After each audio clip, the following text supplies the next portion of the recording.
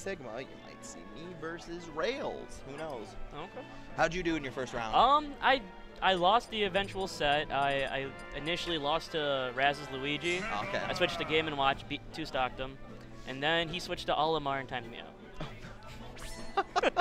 I mean, sadly, timeout might be a very big thing happening at upper-level matches. 5 minutes? Yeah. That is actually pretty doable in terms of AI. 5 minutes is easy to burn. I almost went for Pac-Man just to counter it, but I was like, no, I'll go with the Game & Watch and just hope for the best, but... And hope. It was rough. But, you know, that's why I got to get good. Get good and win from losers bracket. Exactly. So, yeah. Losers, you know what's funny? The losers bracket run is actually always the easier one.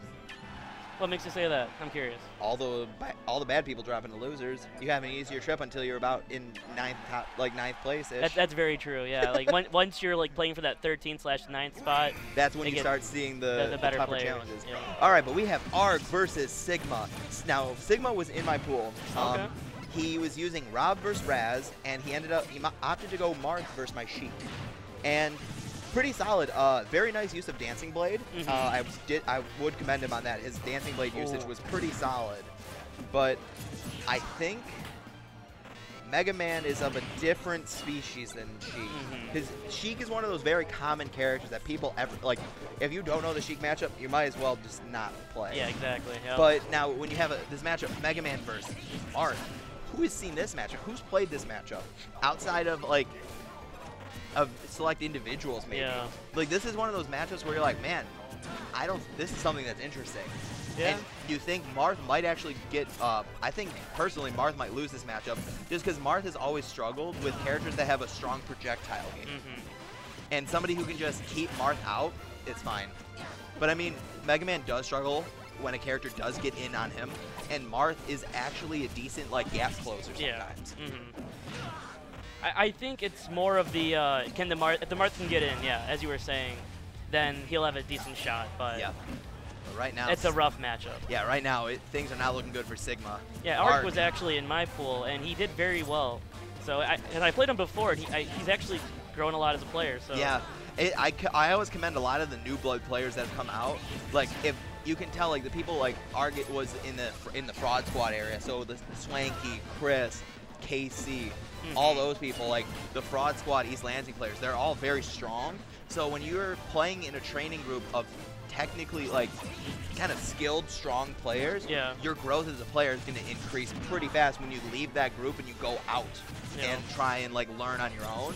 You take everything you learned from that group and use it going forward. Yeah, and as we assumed, Mega Man took that with relative ease, I would say. All right, I see Zenoto in the chat. Why are you not here? We're like 15 minutes away from you. What is your John? He had to study, or whatever. The man is on summer vacation.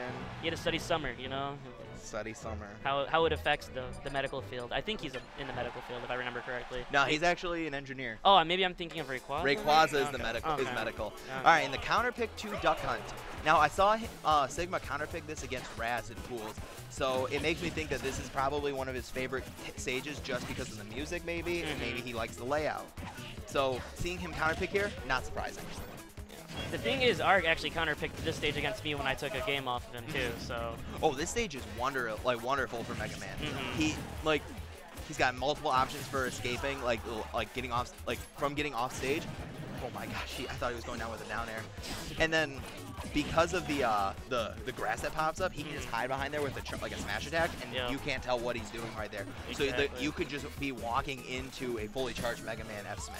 Not to mention the up air shenanigans along the tree there that Mega Man can pull off if Marth isn't being too safe. Yep.